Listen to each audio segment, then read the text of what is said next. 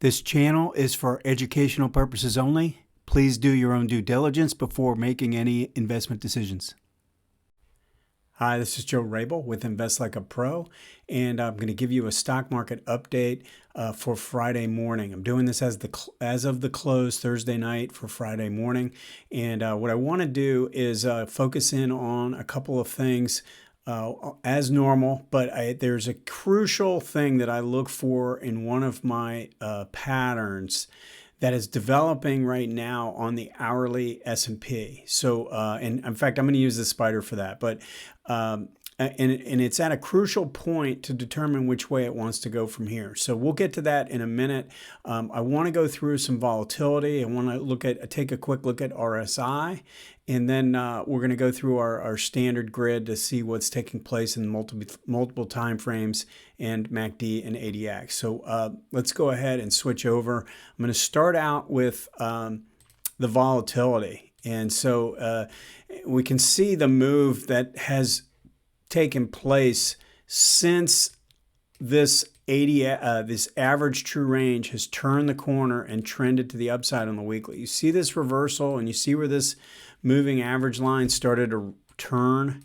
That is essentially where the risk was dramatically elevated, and that's what we've been through since the beginning of the year, essentially. Now, the reason why I wanted to focus in on this is if you go back and look at the periods where we've had these runs like this is pretty extended, I guess is the best way to put it, in terms of the volatility. The volatility doesn't usually go forever to the upside, right? I mean, we get these moves and then you get pauses in the volatility, just like you would in a price of a stock. So I'm of the belief that we're getting close to some area where maybe the volatility starts to wane a little bit. If I switch this to a daily chart, it's already starting to flatten, but it hasn't reversed yet. We have broken the uptrend line. Okay, but now we've kind of made it to a new high. So I probably would look at this and draw another trend line in place. And what we're looking for is the 1, 2, 3 sequence to take place, break the trend line, come back and test, and come back to this low. And then we have a reversal on the daily chart of the volatility or the average true range.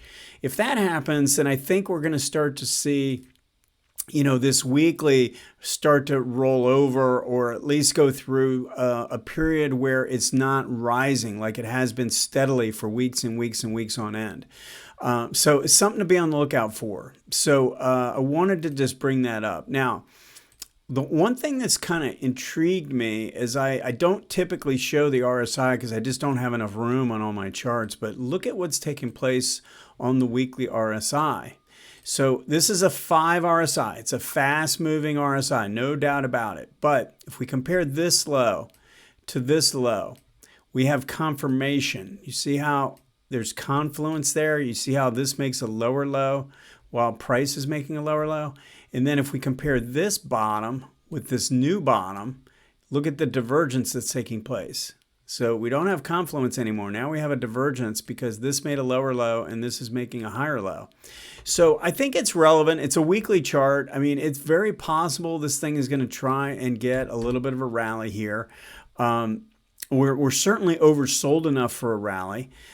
Only thing that I would have expected or potentially like to have seen is a move down closer to this bigger support zone, and that's the 50% retracement of this move from this low to this high. The 50% retracement is right around 3,500. Now we still might get that. It's possible that this will try and push up and then maybe kind of one more flush down and get some volume, and maybe we'll get a third layer of divergence or something like that and come down into this zone. So this is I'm kind of on the lookout for, and the reason is number one, that the fact that we've gone so far with the high volatility, that's one thing.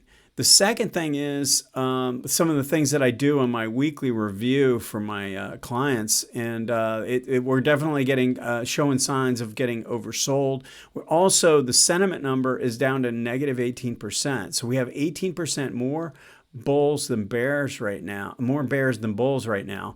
And that's a pretty big number. It's a pretty big number. And we've got RSI divergence, at least 5 RSI divergence here, developing, at least from a short-term standpoint, starting to get some signs that potentially maybe we get a little bit of a rally. Now, the problem I've got, and then we have to go wake up and look at what's really taking place, is this decline is being confirmed by momentum. Okay, so when that happens, I think you have to be a little bit more conservative about how you go about things. If we had divergence here with everything else that's lining up, we're coming down to the 40-month moving average. We've got this big negative sentiment reading. We've got my indicators getting pretty oversold. You got a lot of things sort of adding up that we should be in the area where to expect some kind of a rally. And what is missing is this momentum condition. If the momentum, again, if it were diverging, then we would say, you know what, I mean, this is probably a really good buying opportunity. Because it's not, we have to look at other alternatives, and one of the things I'm looking for is volume, and it just isn't there yet. Even on this rally that we've seen over the last couple of days, and today S&P is up about almost 1%. It closed up about 1%. Not much volume and not much excitement. I mean, this is not a really powerful rally. It's a little disappointing from that standpoint. If we look at the daily chart, you know, we're coming up towards this 380 level. I mentioned 3,800 on the S&P, 380 on the Spider. Confirmation on a red DI basis and ADX basis, but look at the volume on the rally. It's just nothing exciting. And I think if we're going to turn at a bear market low, we're going to see volume. It's going to be pretty powerful. That's kind of what I would think. Now, we are, again, if I do this channel and I clone it like I did last time, we're doing it again, right? I mean, we're down into this oversold area and we're trying to rally. It's just the problem, again, it's just there's just not much in terms of volume. There's not, and I would take selling volume. If this had dropped and we got big volume on the lows, on the decline, then I would that would actually suffice. That would at least tell me that people gave up and you know, there was some form of climax. We just don't have that yet. So, I mean, the alternatives are kind of minimal, except if we can come back up through this low here, this breakdown level, and then make a higher bottom, then we have some form of kind of like an undercut and rally potentially develop. That's probably the earliest thing we can see, but I really want to see some confirmation in the volume activity right now. Now, I'm going to delete these trend lines because I want to show something that is developing. So we've got a decline. We have confirmation on an ADX basis on the decline. We made a new low in price and we made a new high in red DI, and ADX is above 25. So we have confirmation of this decline, and now we're trying to rally back up. And again, there's pretty good resistance right around 380. So we're getting back up towards that level. Now, if we go over and look at what's taking place on the hourly, and I want to zero in on this, we're getting a rally. And there's a couple of things that have happened. So we made a lower low, and you could draw your trend line in like this.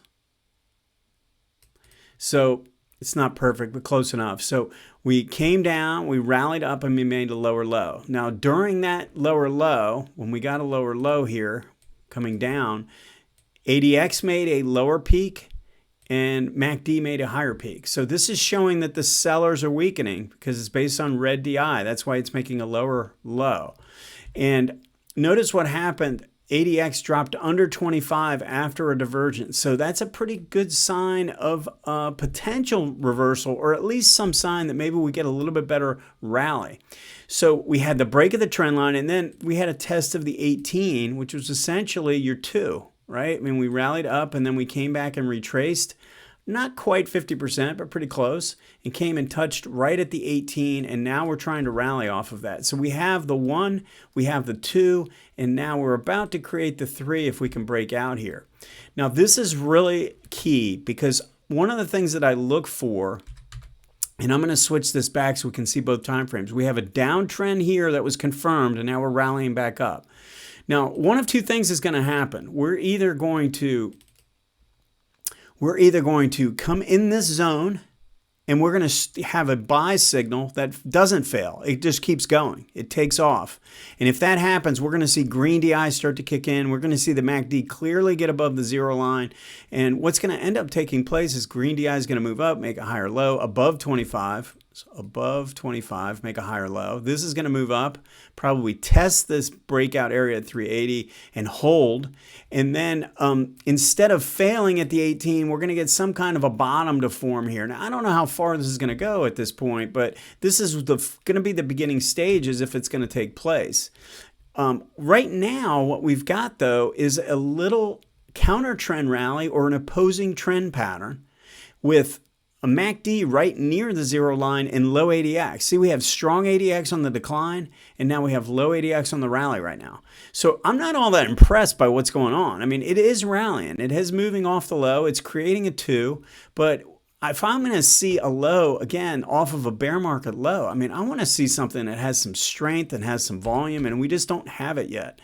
But we're at a really key level when we look at this hourly chart because we've come into the zone and come out. Now, one of two things is going to happen. We're either going to take off or we might make a minor new high and then reverse. And if we come back down through these lows here, this 40 and this prior bottom, and we come back down through that, that's a sell signal. I mean, that would definitely be something that would bother me if it played out that way. If this rallies up, tries to go to a new high, or if it doesn't even make it to a new high, and then just comes firing down through these lows. And the reason why it would bother me so much is because we showed no strength here. So we're trying to rally up, but we're not getting any sign of real buying strength yet. So if we fail now, I think we've got to be a little worried about what's taking place. Now, as I've said, we're down at the 40 month moving average. We've got 3,500 on the S&P as being pretty big support area because that's the 50% retracement. I mean, these are things we have to be aware of. We got all the negative sentiment number, a big bear reading. So it's really tough to be overly bearish right now unless you think the market's going to crash. I mean, the market could crash, but it's usually a low probability. Now, I also don't want to come across as too bullish. Okay, because one thing that's missing is price action, the tape. The tape is not good. We don't have momentum divergence, so we have to have the tape in our favor. We need price volume action to solidify a low, and I wouldn't do anything until I had that. The only thing you can do trading off an hourly is play smaller and see if this develops into something better. But if something better is going to develop, we're going to see volume show up. So anyway, that's the update for the week. Go ahead and post any questions or comments. Thanks.